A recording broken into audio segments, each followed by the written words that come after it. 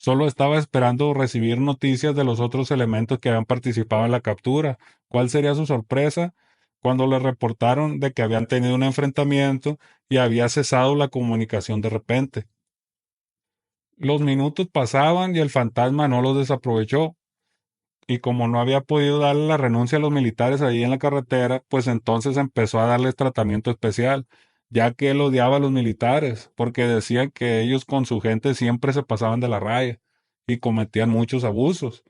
Así que él tomó la iniciativa y comenzó a desquitarse. Les hizo cosas de todo tipo. René le decía que mejor los dejara tranquilos, pero como el fantasma tenía más rango y más antigüedad que René en la organización, pues obviamente no le hizo caso. Para esto, se pensó en la idea de tratar de hacer un intercambio, ya que cuando los militares mostraron sus identificaciones y dijeron sus rangos, se supo que eran elementos destacados. Y así fue que inició una negociación, pero a la par se estaba llevando a cabo otra negociación de igual forma. Las dos eran para intercambiar y liberar a Meño. Una de ellas era a través de los contactos del Yoma con los militares y la otra directamente fue que se hizo una llamada a la novena zona militar y el número lo dio uno de los militares retenidos. Y la persona que contestó la llamada en la novena zona militar se le dijo y se le dio el mensaje que hiciera saber al general de la zona militar que tenían cautivos a 4 militares de fuerzas especiales y que querían hacer un intercambio. Si no, se les iba a dar la renuncia a los elementos castrenses. Como que la persona en la línea no creyó mucho y no le tomó la importancia que debía, así que se procedió a darle los números de identificación y los nombres de cada militar para que lo corroboraran y así en efecto pudieron verificar que esos militares habían salido a realizar una operación. Pues sí, se dio la verificación y de inmediato comenzó a negociar. El general de la zona no podía darse el lujo de perder a 4 elementos de buen rango de las fuerzas especiales, pero hizo el intento en vano a la gente del Yoma que regresaran los militares porque si no la fuerza y toda la fuerza del ejército se iban en contra de ellos y que en eso no iba a terminar bien, que mejor recapacitaran y liberaran los militares. La gente del Telcar decía que sí, pero que soltaran a Meño. Y el general decía que no podía porque en las oficinas de la Sedena ya estaba dado de alta la detención de Meño y que mucha gente ya sabía de ella, así que no podía liberarlo. El Telcar no accedió y presionó, y vamos a decirlo tal cual. También pidieron favores para que hicieran recapacitar al general y al final de cuentas optó por acceder a la petición del Telcar. Así fue que se llegó a un acuerdo, se le pidió que los militares regresaran a Meño, a las cercanías del Salado, y que de igual manera se liberaría a los 4 militares. Todo había salido de la mejor manera posible, no había habido ninguna renuncia y creo que ningún herido en ninguno de los dos bandos. Pero como nada puede ser perfecto, pues estaba el detalle de que el fantasma les había dado el tratamiento especial, pero no había sido un tratamiento especial simple, para nada, sino que fue muy fuerte y hasta uno de los militares le metió un palo, ya se imaginarán dónde, y los dejó muy mal físicamente porque él pensaba que al final de cuentas se les iba a dar la renuncia, lo cual pues no fue así. Bueno, pues se hizo el intercambio, todo salió bien, Meño regresó al Salado y los militares fueron liberados, pero todos lastimados y el general estaba fúrico. Según las cosas habían quedado bien y todo iba a ser como que nunca pasó nada. Pero como le enviaron a sus militares todos golpeados, al día siguiente comenzaron los operativos y el primer lugar que reventaron los militares, ¿cuál creen que fue? Obviamente la oficina en la Cruz, donde habían estado los militares. ¿Cómo fue que el ejército supo dónde los habían tenido? Pues porque de ahí salió la llamada que le hicieron a la novena zona militar. Por eso fue que rastrearon de dónde se había hecho esa llamada. Y como había hablado uno de los militares, pues fue el primer punto. Así que las cosas no quedaron como si nada. Todo a raíz de lo que el fantasma le hizo a los militares. Los militares reventaron y aseguraron esa oficina en la Cruz y comenzaron a realizar operativos en distintos puntos del Valle de San Lorenzo, ya que estaban sumamente molestos por los que les habían hecho a sus compañeros.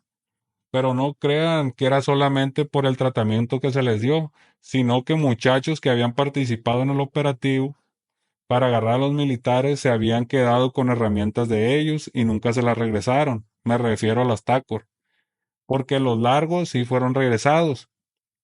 Todos, pero no crean que los largos se regresaron al mismo tiempo que los militares. No, no fue así, ya que los militares habían sido liberados, después se comunicaron los militares pidiendo que también regresaran sus equipos. Así fue que recogieron, pero solo los largos y unas TACOR, ya que creo que dos TACOR nunca se regresaron. Bueno, pues una de esas TACOR era una 45 y la tenía un muchacho que trabajaba para el licenciado que en un operativo de elementos del ejército lo detuvieron entre la zona de Quilá y La Loma. Ahí aseguraron bastante equipo, equipos largos, TACOR, cargadores, chalecos, lanzapapas, y al muchacho lo llevaron detenido y presentaron todo al asegurado. Pues el abogado al tiempo logró quitarles todos los cargos de acopio. Solamente hubo uno de los cargos que no se lo pudo quitar y era el de esa TACOR, porque fue cargado como robo a la nación. Para que vean las piñas y las papas y los tubo largo, también lleva una 5.7 y todo eso se lo quitó. Nomás le quedó perdón, el cargo de la 45 y por ella fue que pasó varios años en prisión porque es un delito que el gobierno no te deja ir así como así. Es por eso que siempre que pasa algo con elementos del ejército, ellos no pueden perder su herramienta. Podrían perder un brazo, una pierna, pero su herramienta no. De hecho, ha habido muchas quejas porque los soldados se quejan de que sus mandos no les importa la vida de sus subordinados y para ellos vale más una herramienta que la misma vida de sus elementos.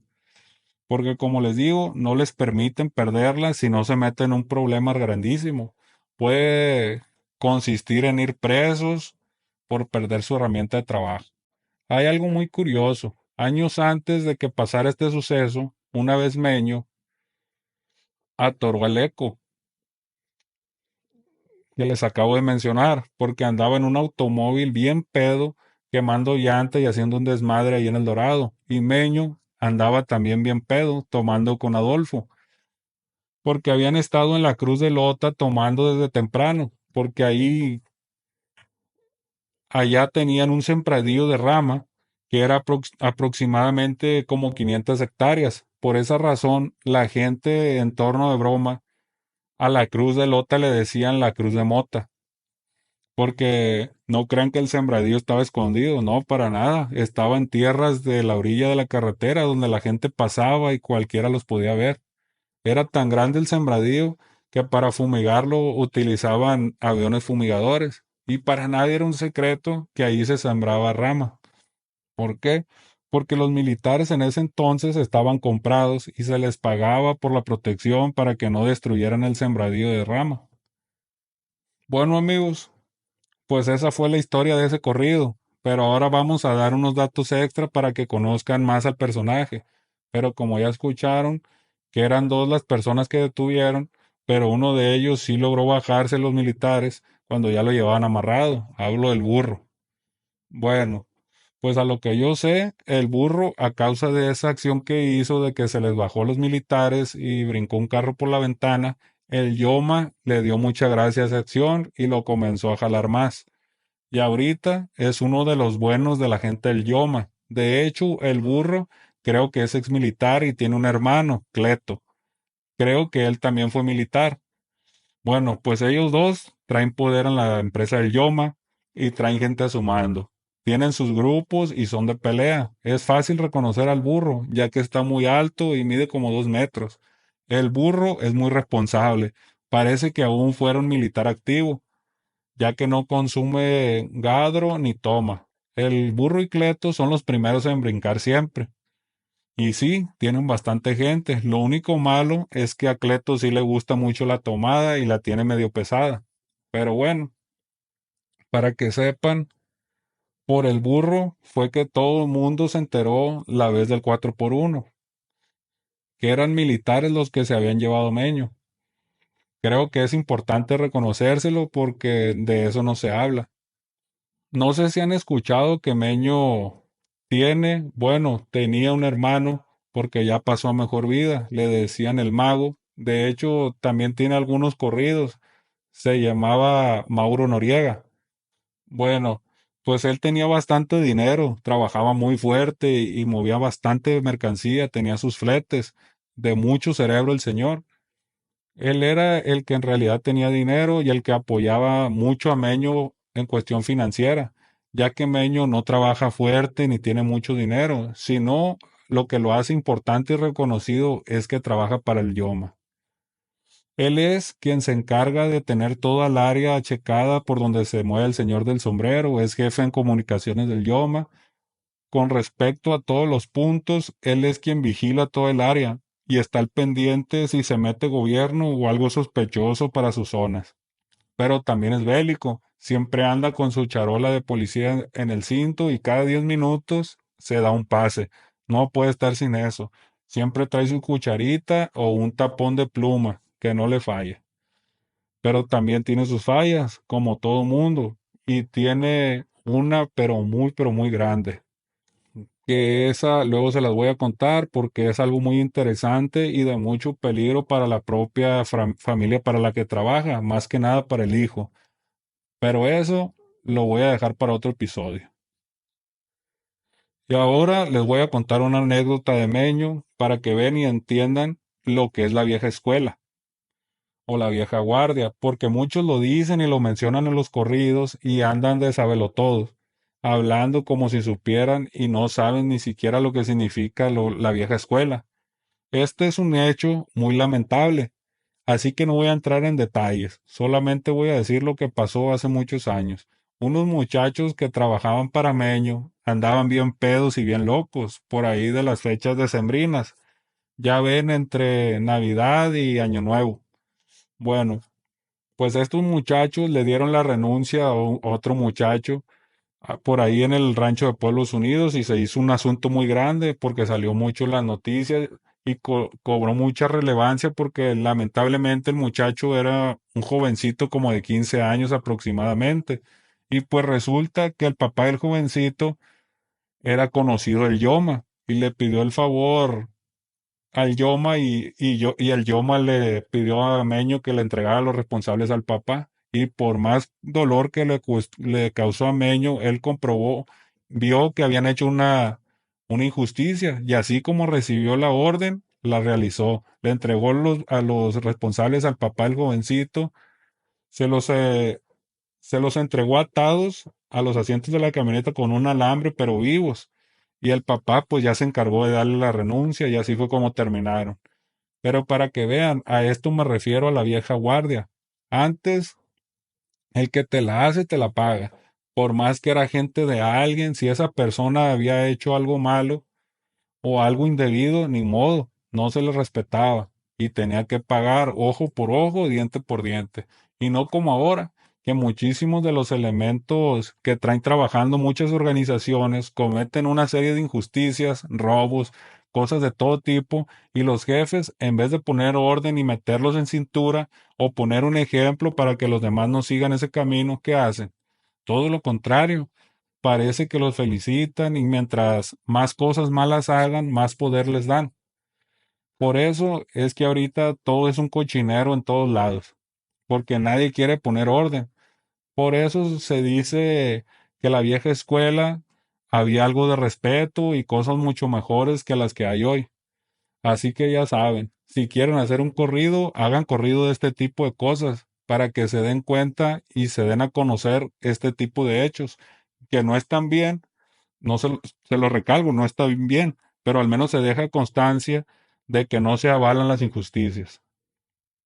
Bueno, pues esta fue la historia del corrido de 4x1 y unos datos extras interesantes para que conozcan mejor al compameño. También, pues como ya les dije en uno de los episodios anteriores, él fue el que en realidad se comió al negro.